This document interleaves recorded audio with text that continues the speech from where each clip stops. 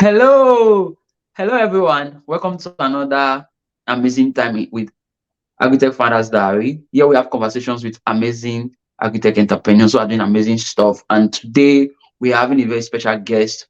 Of course, uh, our husband was with us some weeks back or some months back. We have our husband joining us. So today we are having Mr. Shedrack's wife joining us again, the CEO of eFAM, all the way from South Africa. We're having her joining us this evening.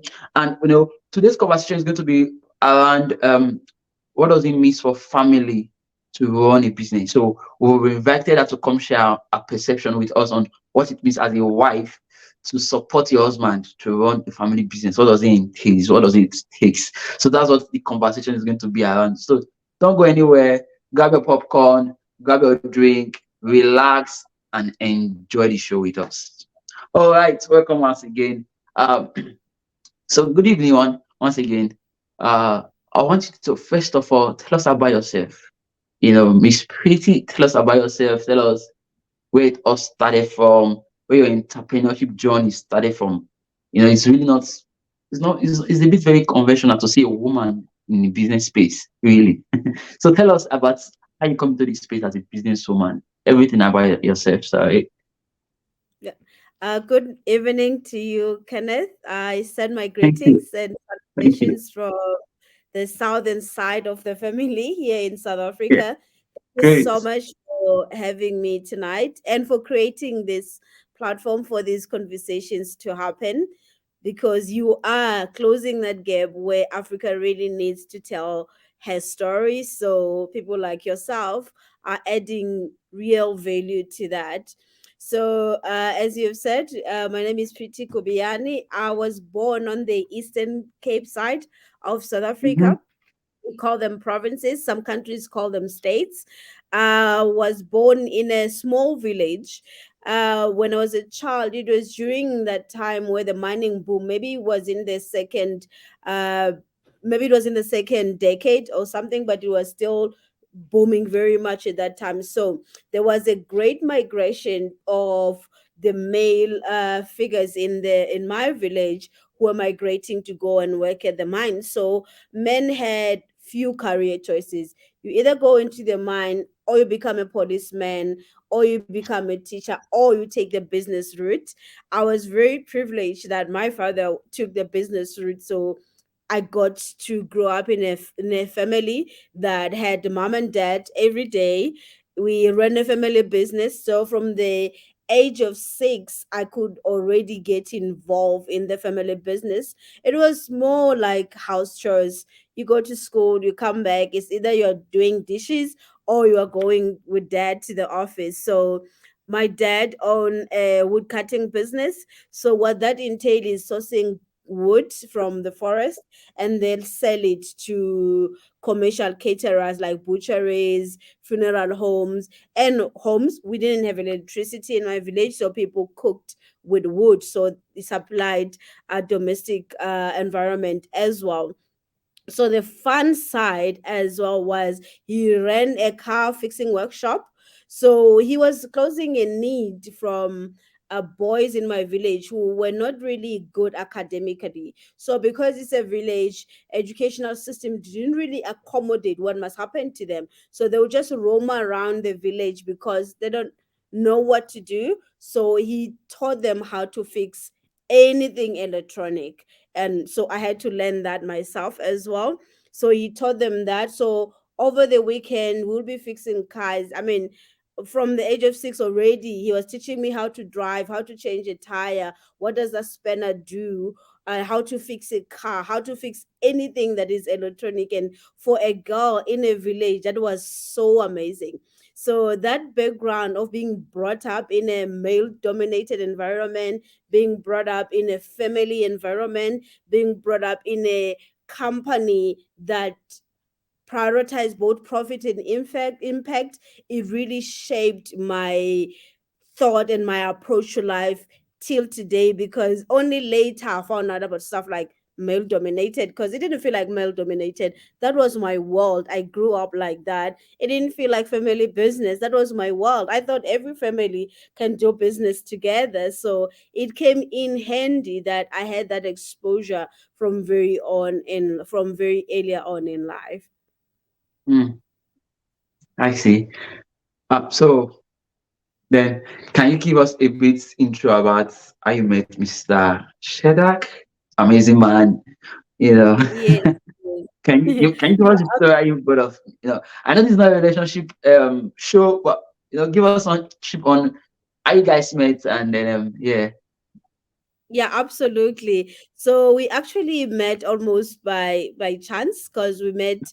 It's so weird because we met on a marketplace, on a Oh. platform that where people go and avail goods and people buy. So I was working for an NGO, and our NGO had our lease have expired to the property that we were in. So I put out a word there because we were looking to move offices to a new properties. And on the other side, he was helping clients that had a big property asset portfolio on their side to sell property. So that's how we actually met. We met on that platform. I was looking for property. And it's so weird that today we get to run a marketplace as well.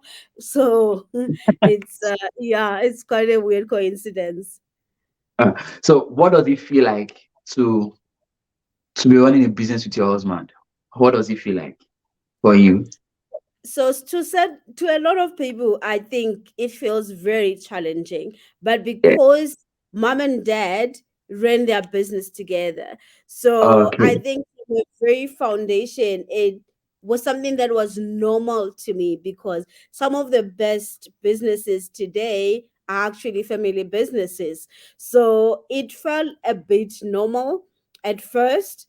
I think I had to be somewhere in the middle, where I was kind of like getting comments from people like, "How do you do it?" I'm like, "Well, like, what do you mean?" Like, it's like someone asking you, "How do you breathe?" You do that because you are a human. So it was so natural, because it's one something that I grew up, I was exposed to very early. But I think sharing similar passions and similar values as well, because we both wanted to be in business. We both wanted to be in a kind of a business that would create impact. We both love Africa very much. We both love food. We both were raised by farmers, so we have very a lot in common in terms of our upbringing. So that's why it was a bit easy. Maybe if we had different upbringing, it could have been challenging, but we had similar upbringings. So that's why it was not very hard for us to work together. I see. First lesson for me, and to my audience watching this show, first lesson for me, environment matters. I mean, for Miss Pretty, the environment you grew up from, seeing dad and mom doing business, somehow um maybe influence you and makes things easier for you to run business with your husband. First lesson for me, environment matters. I mean, environment where we raise our children kind of matters. Looking at your story, you know, I think I was speaking with someone some recently, and I was talking about the importance of environment, the environment we grow up from. For some of us, we are still fighting some of the environment we grow up from is affecting us negatively because we were raised from a negative environment. For you, you had a very positive environment where you get to see dad and mom doing business, and that works for you. So I think for me and my audience listening, first lesson learned, environment matters. The environment you raise your children, the environment you raise your children, the environment you yourself grew up from generally matters. That's a very fantastic one. So I want to ask, has it been challenging for you running a business alongside with your husband? I mean, this is not just you alone. What are some of the challenges you face raising building this business with your husband? What has been the challenges? No, absolutely. I think it goes to the side of values. And I don't think the Okay. challenge that I face is only local to myself. Because Yeah. sometimes when you do business, there's certain things that you decide before you open shop that I will not do ABC. And those things can be limiting in a way when you deal in a world, because we are in the world that can be corrupt, in the world that is not perfect. People have got expectations that are not always with good intentions. So having to walk away and say no to business because I will not compromise my values for profit, it does Mm-hmm. cost business and it causes things to not happen as fast as they can be, but it is worth it. So I know some people may not be married to their spouse, working with the spouses that they are married to, working together. They could be have maybe religious beliefs where they say no. Bribing, for example, I will not do it because it's well, it's illegal. But with your own religious values, something that you will not do.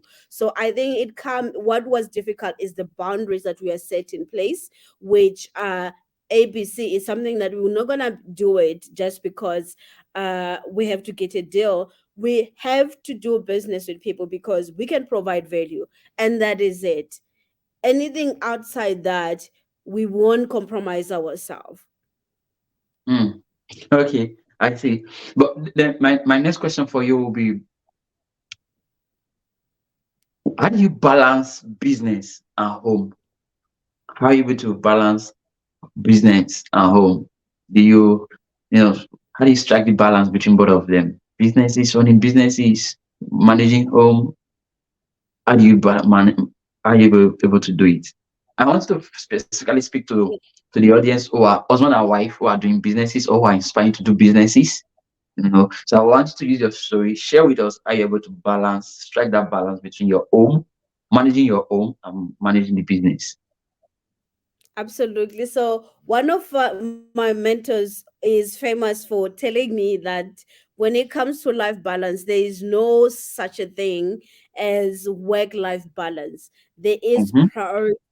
You're gonna have to understand what's priority first, because people are always gonna prioritize what's important to them. So that's one of the things that I have to be in place. So one, being able to prioritize and know these are the top three things I want to achieve this year. If by end of this year the company is profitable, if by end of this year my family is thriving, if by end of this year personally I'm well and spiritually I'm well, that takes priority. Anything that messes with that cannot happen and take priority. So that's the first thing, to make sure you put your priorities right. Focus on the big ticket things that are important, that add value to the business. Secondly, as well, it takes a lot of planning and boundaries in place, putting boundaries in place. So when I'm at work, I work like I don't have a home.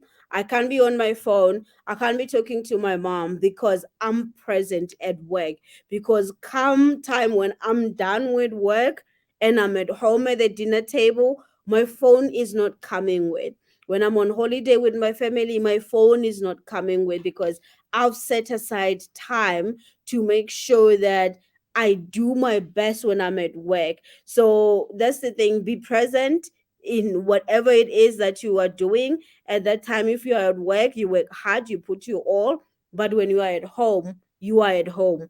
That is it. You put your everything that you have at home as well. So it's not an easy life to balance, because sometimes it may be hard to make friends, Yeah. because it's like on a Saturday, a good Saturday for me is a Saturday where I'm on my pajamas the whole day. I'm not wearing makeup. I'm cooking traditional food the way my mom cooked it, and I'm just sitting at home with my family. I don't want to go to weddings and those kind of things. I know as Africans, that's what they do. My Yeah. mom does that. Like, oh, it's your day off at work, but oh, you're going to a wedding. Like, but you're not resting though. It's not rest when you go to that function and that function and that function. So I try to have at least a day in a week where I'm just at home and not doing anything, because the work that we do is challenging emotionally, challenging mentally. It's a fast-paced environment, and if you do not rest, then you are being really reckless. So work hard, rest hard, and be present. at whatever environment that you find yourself in, whether it's during office hours at work or during family time. Family time is family time. Hmm. Oh, great. Prioritizing, ability to be able to prioritize is very key. You know, as a host, I'm personally learning from your experience. You know, I'm a young guy who is also married, and you know, yourself and Mr. Shedrack kind of also inspired me on the on the platform. You know, so why I'm asking you questions, while my audience are learning, I'm equally learning as well. So many things to bring an ability to prioritize. But what do you have to say about finance in your, you know, now, um, you understand the business, you are involved in the business, and you are involved in the home. So how do you strike the place of finance? I also understand that one of the key places about home family is finance is a bit very critical. So are you be able to balance the issue of finance, especially now that you're involved in the business and you're involved in the home? So what's the place of finance in the whole place? How do you balance that aspect of finance? Fortunately for us, marriage is like really very similar how to are running a business. Like, is a similar way we are running a home, because Okay. in a business everybody has got their own roles. Sharek is a CEO. I'm a CEO. I'm a COO. So my Yeah. job involves implementing what the company wants to do. If the Mm-hmm. company say by end of this year we've actually have exceeded our targets, because by end of this year we wanted to have at least 5,000 farmers that we have on our database, and we start onboarding them. We've passed 5,000 already. We wanted to have 5,000 buyers. Now we are sitting at 6,000 buyers that are on our application. So that's Oh, what I do. He drives a vision, he drives the relationships with stakeholders, the investors, the buyers, and everybody. I drive the building of the technology and the running of the teams. And now, when it comes to financial as well, it's very structured, because we have to structure things even in your business when it's very early. For mm, example, we know we have a limited spent amount in a business. As a COO, I have a limited amount to say, well, if you have to spend, say, up until 5,000, it's an example, up until 5,000 US dollars, you don't need to consult the rest of the shareholders and the board members to that. You can just spend that money. Obviously, it needs to be a need that a business actually need. It needs to be based on the priorities. If we said we need 5,000 farmers, I can't be spending that money to something that is not linked to, say, to what we said was important to us as a company. So I have that amount of money that I can never spend. The moment that I pass a certain margin of expense, I need his signature. So in the same way with our family as well, we have a certain amount that I can spend. It's the same with him as well. To like, you don't need to call to discuss with me on how you spend up until this amount. If you want to buy something, you have, but when it goes beyond a certain amount, then you need to be able to consult with us. Well, that's money that is just floating, because usually most expenses are already being taken care. We take care of the expenses, we take care of the savings, we're taking care of our giving responsibility, because we love generosity as a family, and then we have money that we can spend. But when it comes to making a significant purchase, even in a company, you can't just wake up and say, well, it's my company, I can go and swipe 50,000 US dollars if I want. You can't do that. You need signatures. You need to justify why do you have to spend that. Is that linked to what you wanted to achieve? So in the same way, we've got goals as a family to say we want to be at this stage by this number of years. By end of this year, as a family, want to be at this stage. I have my educational budget that the family put aside to say, I need this amount of money every year because I need to pay for courses, I need to buy books, I need to pay for things that teaches me for my personal development. Everybody's got their own personal development budget. So everything is budgeted, everything is planned, and then we have a bit of flexibility where we say, well, you can do some stuff, but you cannot pass. So everybody must be able to say, whether it's a company, to say, you know what, the moment it passes, let's say $1,000, you cannot spend it without consulting the company, without justifying it first and getting signatures. Family, you can say $500. You can't spend more than that without really consulting with your spouse. So it depends on what your managing style, but that what has worked very well for us. Hmm, that's great. Ah, this is, I think this is amazing anyway. But we'll talk about IFAM now. But subsequent time, I'm going to have another show where I get to bring, I think I've interviewed Mr. Shedrack. I'm interviewing you now. Subsequent time, I'm going to bring maybe both of you together on a show where you share your perspective on same question and probably get to also share his own. Let's say also, I wish he's there with you to also share his own perception of some of the things you've also touched. So we hear from the mass side too. Yeah, but it's also good, being a very insightful time with you. Okay, I want to ask again. I know the last time we interviewed Mr. Shedrack, I think you guys were about to launch or you just launched. And looking at the results you guys have made as a CEO, what were the strategy did he implement to be able to onboard your farmers, to be able to onboard a lot of over 5,000 farmers like you mentioned? I mean, it's like 3 months or 4 months now. The results you guys have had in your company is massive. What are the strategy? What were the system put in place to achieve those kind of results in your business? No, absolutely. There was a lot of groundwork that we did internally in terms of planning, finding Mm-hmm. out. When we began our journey focusing a lot on quality assurance because we grew this company from $500 to $2 million every year. So we started talking with Mm, a lot of big retailers saying, you know what, we need the product, we want to stock it to our, they had about 6,000 big retail outlet across the African continent, but they wanted to pilot it with like 200 stores. So you know already, if we are buying something for a mainstream retailer and we're saying, this shirt is organic cotton, you can't just say that because you feel like it is. There's a system behind it to assure that you can prove it is. So when we were approached by these retailers, it was a similar thing because they wanted to know that the product will have consistent quality and it will mhm, have consistent standards all the time. So they wanted us to go and pay a quality assurance company to make sure they give us that paperwork. So when we went out there, we found solutions that existed were very expensive. So we decided to build our own solution. So once we finished building that solution with a company, a US based company that we were building the technology with, it was very excellent. But the solution was in the beauty industry.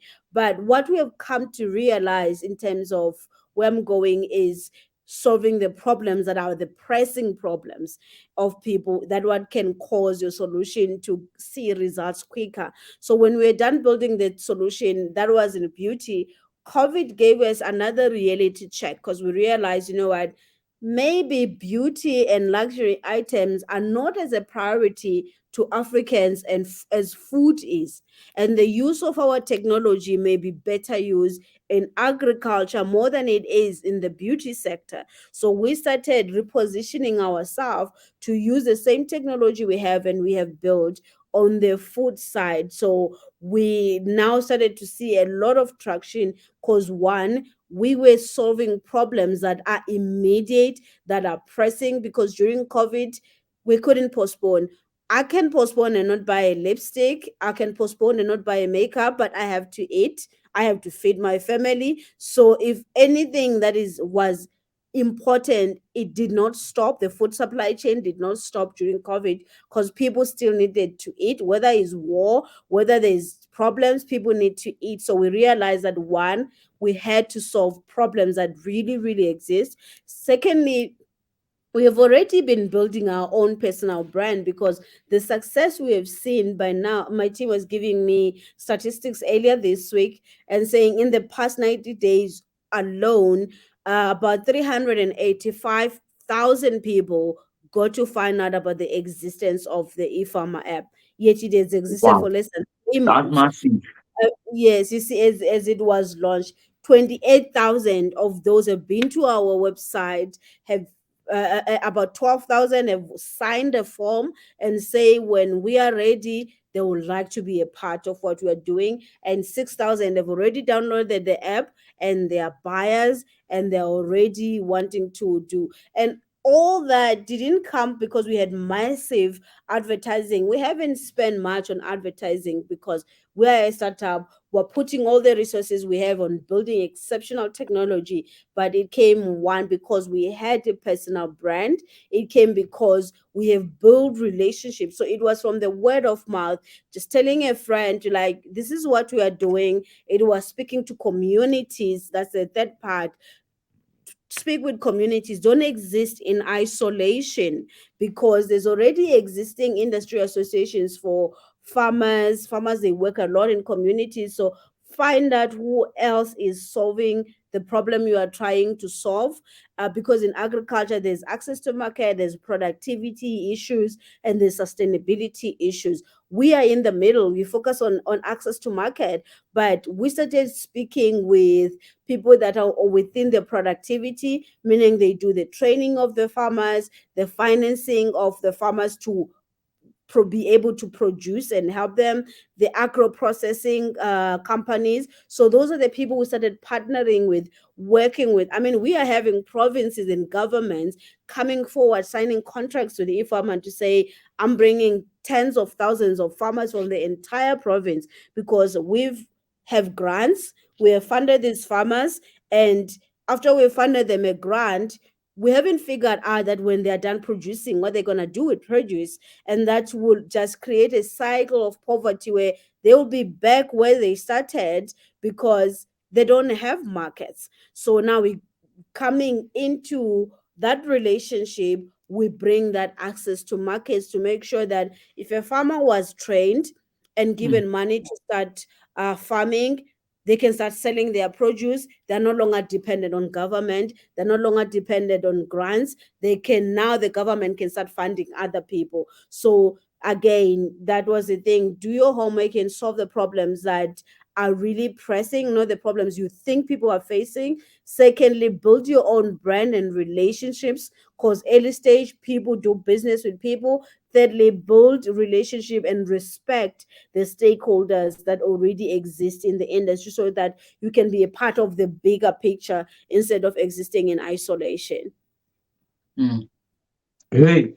I think it's also very key. One of the things you mentioned that sticks to me is you guys have also built your personal branding and kind of leveraging all that help the business. And I think it's really good for me. One of the key things that I learned there was build your personal brand as a business. As an agri-tech founder watching this show, is critical you build your personal business. It helps you leverage on, I know you have a very huge followers on LinkedIn, and your husband, Mr. Shedrack, too, has a very huge followers on LinkedIn.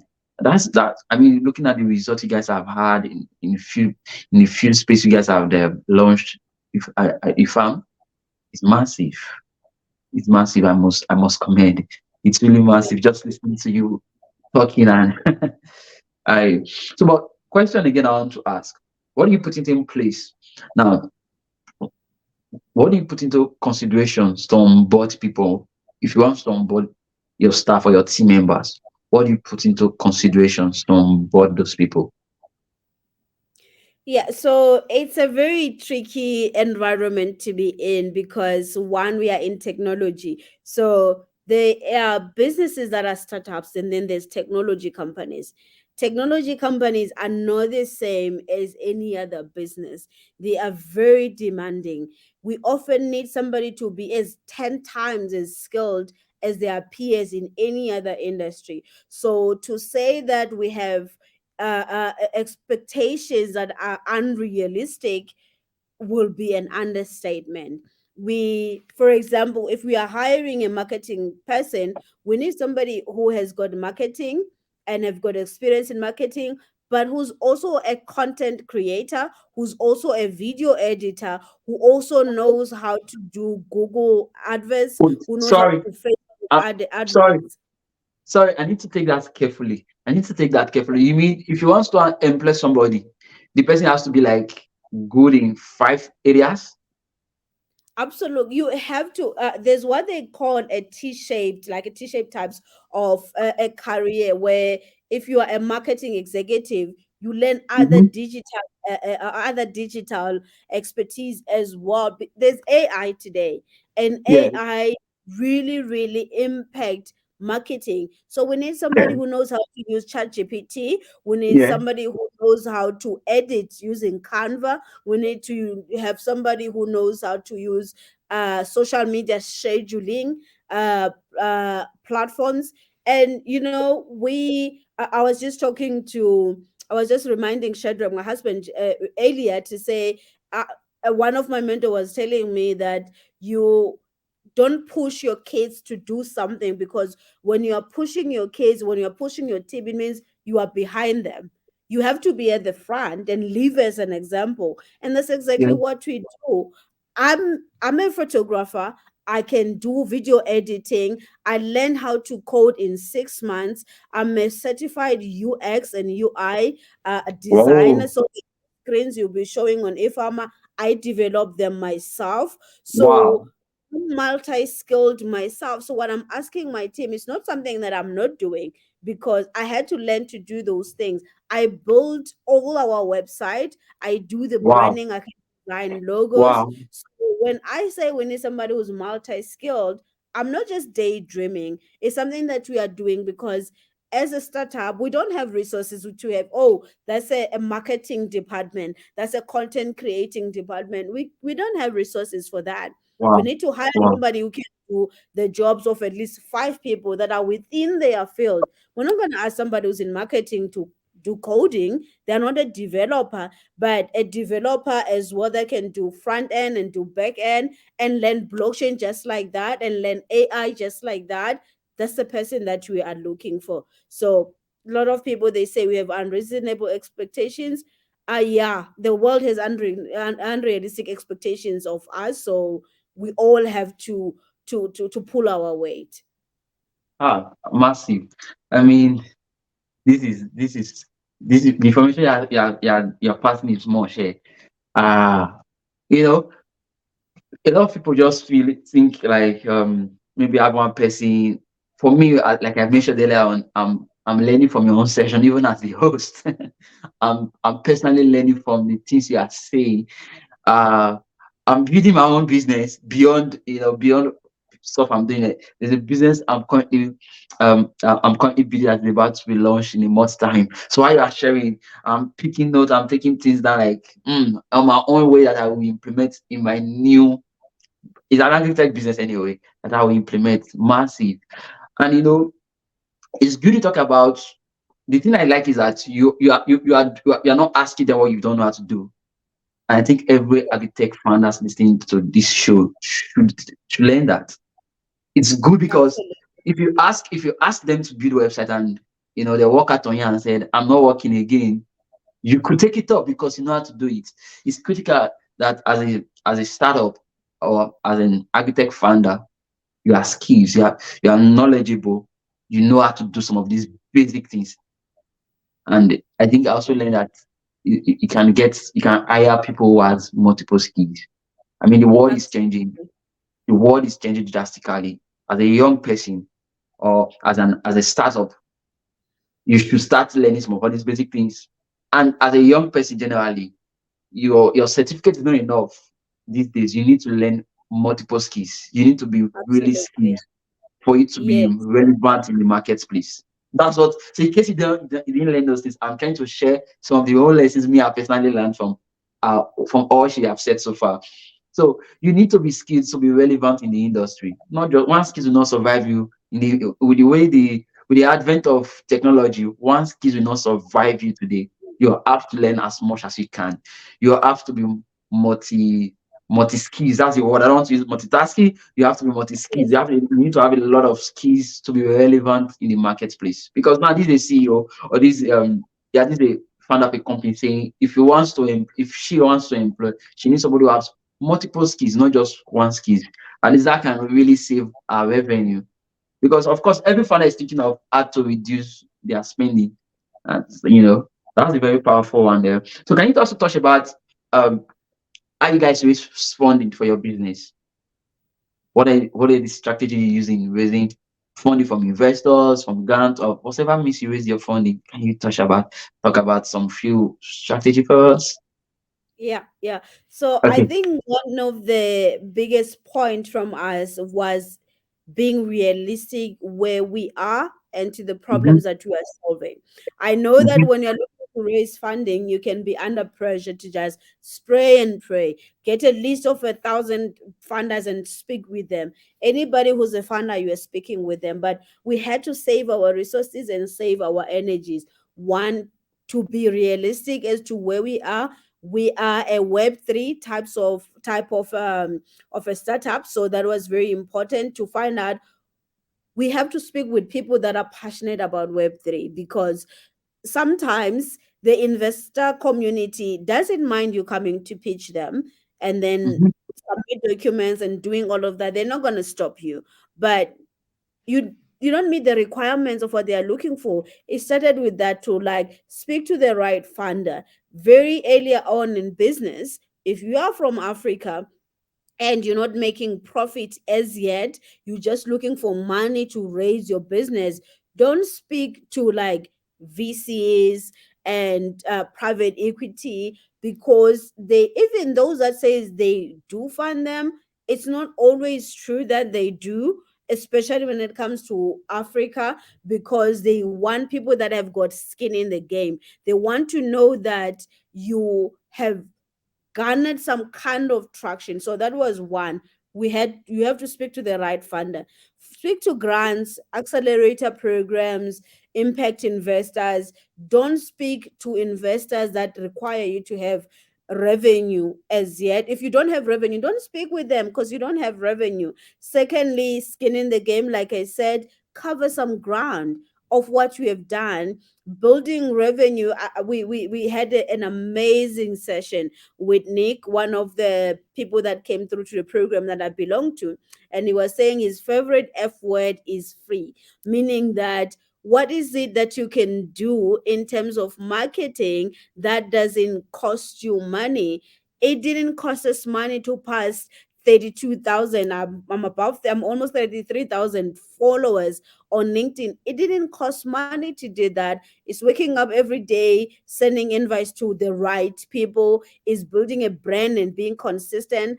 I don't have time to show people that I was eating sushi because I'm not in the sushi advertising business. Everything I put out there has to do with what's important for the business. So, the building of that personal brand, the building of the website.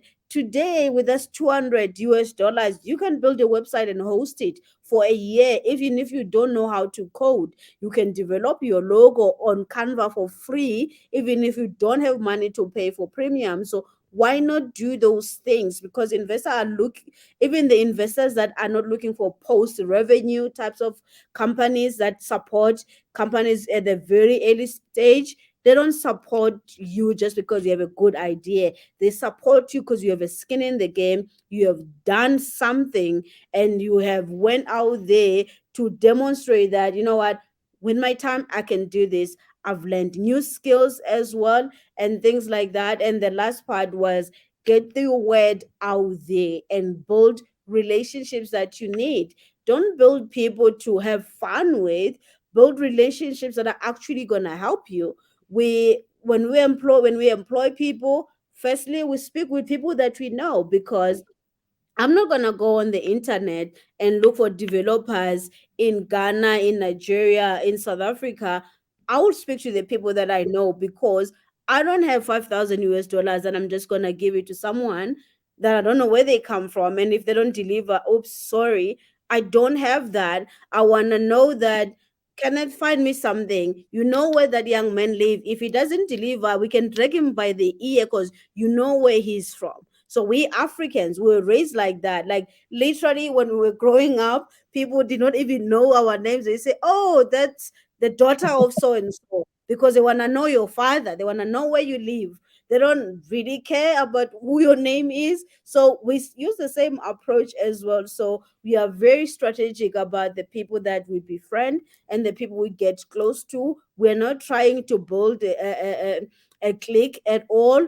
We are strategic, we are intentional because we have to impact each other. I have to be relevant to you. You have to be relevant to me. You should be able to help me when I need a brother in Nigeria. I can help you when you need a sister in South Africa. So that's how, as well, to say build strategic relationships before you even need them. Yeah, true, true. I think that can it up for me. Build strategic relationship even before you need them. And then a lot of people don't know how to build relationship, even as a founder, and that's amazing.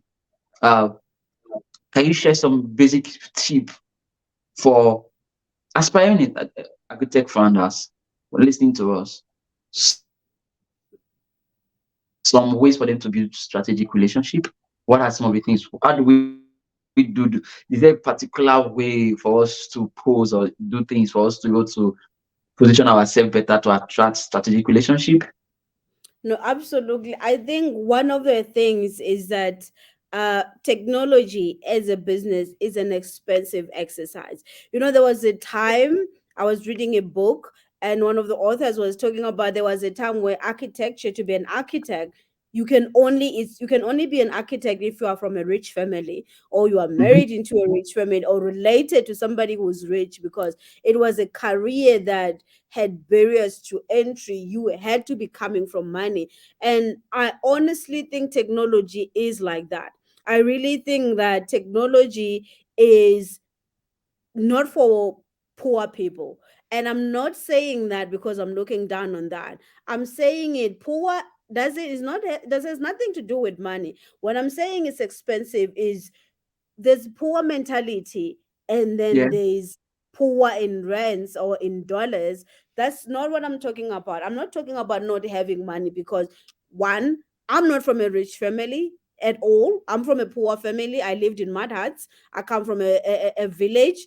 Two, I don't have anybody who's rich. I didn't marry a rich man either. So I'm myself, I'm coming from that background. So is that example, that is the very thing that I'm not saying that now poor in terms of money. I'm talking about in terms of your mindset. You have to be very resourceful as a person. It costs lots of money to get somebody to. I think we are looking at about between 5,000 to 10,000 US dollars to build UX and UI. Just for those are just screens of how your app is going to look like. What did I do? I spend like I think it's like 20 $50 on a what do you call it, on one of those on demand learning platform.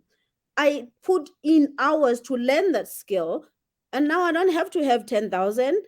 If I didn't put hours to put only $50 to learn a skill on an on-demand platform to get certified, and now I can build the screens myself to learn certain skills myself that would cost money. Because I can tell you today that if it costs at least 300 US dollars, 300,000 US dollars to build just a minimum looking agri-tech platform that will be you will use blockchain and will be online, and maybe to acquire your first 1,000 users. But you don't always have to pay with money with that. You have to be resourceful. Already now, we won't be paying somebody to do our screen 10,000 US dollars. We're going to save it as a company. We've got quotations. The best of the people that came to us needed 30,000 US dollars to do the screens for us. So learn the skill to be able to do things yourself. Secondly, be very much intentional with the relationships that you build. Don't waste your time on people whom what you're trying to do is not important to them. Don't have friends around you who's gonna be telling you like, oh, agri-tech, is that not expensive? Like, why do you need somebody like that? Like, I already know what I'm doing is crazy. I don't need any person to tell me that. I need people that says, yeah, I know it's not impossible to be done.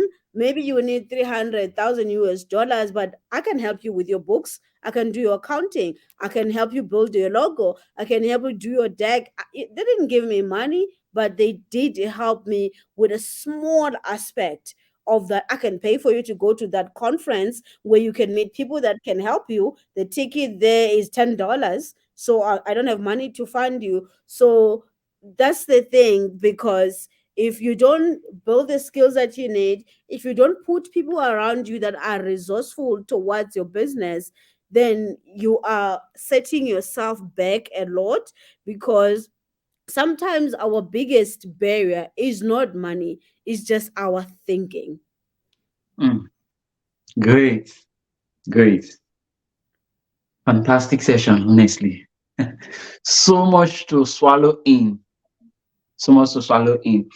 All right, I want to ask you, what's your vision for the next 5 years? What's your big vision for IFAM in the next 5 years?